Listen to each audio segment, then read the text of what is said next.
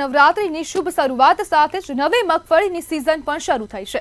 નવી સિઝનની શરૂઆત સાથે જ રાજકોટના માર્કેટિંગ યાર્ડમાં મગફળીની ધૂમ આવક થઈ રહી છે, પરંતુ ખેડૂતો માટે આવક ખુશી નહીં પણ ચિંતાનું કારણ છે। રાજકોટ માર્કેટિંગ યાર્ડમાં ચારે તરફ મગફળીના ઢગલા તો જોવા મળ્યા। એક તરફ સરકારી ટેકાનો ભાવ પ્રતિ મણ 1452 રૂપિયા છે, જ્યારે બીજી તરફ ખુલ્લા બજારમાં ખેડૂતોને માત્ર 750 થી 1200 રૂપિયા સુધીનો જ ભાવ મળી રહ્યો છે। આનો સીધો અર્થ છે કે ખેડૂતોને તેમના પાક પર પ્રતિ મણ 200 થી 500 રૂપિયાનું નુકસાન થઈ રહ્યું છે। આ વર્ષે મગફળીની ધૂમ આવક થવા પાછળ માલ પણ સારા પ્રમાણમાં પાક્યો હોવાથી ખેડૂતોને સારી આવકની આશા હતી, પણ હવે આશા ઠગારે નીવડતી દેખાઈ રહી છે। ખેડૂતો જણાવે છે કે દિવાળીનો તહેવાર માથે છે અને ઘરના ખર્ચા, મજૂરી અને બીજું ઘણું બધું। જો અમે ટેકાના ભાવે મગફળી વેચીએ તો પૈસા ખાતામાં આવતા 2-2.5 મહિના લાગી જાય છે। રોકડની તાત્કાલિક જરૂરિયાત હોવાથી ખેડૂતો તહેવારની સિઝનમાં પણ રાતભર યાર્ડમાં રોકાઈને મગફળી વેચવા માટે મજબૂર છે। મગફળીના ભાવ ટેકા કરતા નીચા છે, ખુલ્લા બજારમાં વેચવા ખેડૂતો મજબૂર બન્યા છે। ત્યારે ખેડૂતોની આ સમસ્યાનું કોઈ સમાધાન નીકળે છે કે નહીં તે હવે જોવાનું રહેશે।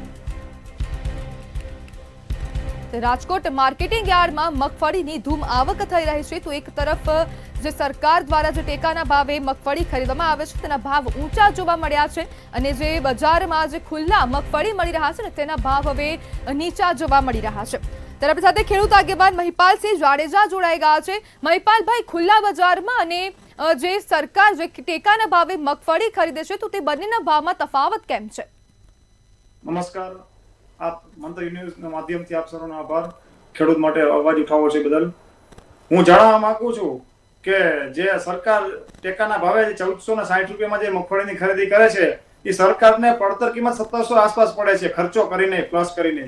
તો આ એક નવી યોજના લાવે ખેડૂત માટે કે જે 1400 થી નીચે મગફળીની ખરીદી કોઈ પણ યાર્ડ ન કરે તો સરકારને પણ આમાં ફાયદો છે, પણ આ કોઈના કોઈ મળતિયાઓને કમાવા માટે, આવક માટે આ યોજના આવી છે કે જે 1400 નીચે કોઈ ખેડૂતની મગફળી યાર્ડે ખરીદવી ન જોઈએ, એવો કાંઈ પણ કાનૂન લાવવો જોઈએ સરકારને બિલ સુધારા કરીને, જેથી કરીને ખેડૂતને જે મગફળીમાં સામનો કરવો પડે, ભાવનો સામનો કરવો પડે છે। અત્યારે યાર્ડમાં મગફળીના ભાવ 1000 થી નીચે છે, તો એક દુઃખદ વાત કહેવાય કે ખેડૂતો માટે કે જે આ ખોટા સરકારના પૈસા વેડફાય છે, કોઈ યોગ્ય નીતિ નથી, નીતિ વગરનું તંત્ર હાલે છે અત્યારે।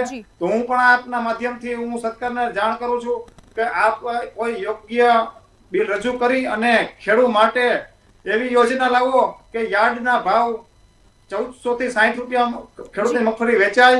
અને ખરેખર અમે પણ એવું નથી કહેતા નબળી મગફળી હોય। મહિપાલભાઈ, જો ખેડૂતો ટેકાના ભાવે મગફળી વેચે છે તો તેના પૈસા આવવામાં 2 થી 2.5 મહિના જેટલો સમય લાગે છે, તો આ વિલંબ શા માટે? જી, આ યોગ્ય એક પૈસા ટાઈમે એના ખેડૂતને પણ મળતા નથી, તો આ એ જ કહેવા માંગુ છું કે આ યોગ્ય નીતિ નથી। નીતિનો કાંઈક બદલાવ લાવી અને ખેડૂત માટે સારી યોજના લાવો કે જેથી કરીને યાર્ડ સીધા ખેડૂતને 1460 માં મગફળી ખરીદે અને યાર્ડ ઉપર કાંઈક કાનૂન બેસાડો, એવું કે જે હાલ સરકારથી ખરીદી કરી રહી છે એ જ ભાવે યાર્ડ ખરીદી કરે, અન્યથા એની પર કાંઈ પણ એક્શન લેવામાં આવે એવી હું માંગ કરું છું આપના દ્વારા। મહિપાલભાઈ, રોકડની તંગીથી ખેડૂતો મજબૂર બન્યા છે ખુલ્લા બજારમાં મગફળી વેચવા માટે, તો આ શોષણ નથી?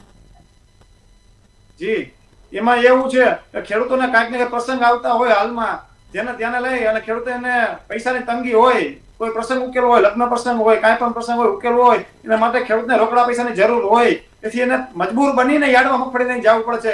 હજી કઈ તારીખે મગફળી ખરીદી કરશું એ પણ કાંઈ યોગ્ય હજી કાંઈ તારીખ જાહેર નથી કરેલી આ લોકોએ। જી મહિપાલભાઈ, જોડાવા બદલ આપનો આભાર।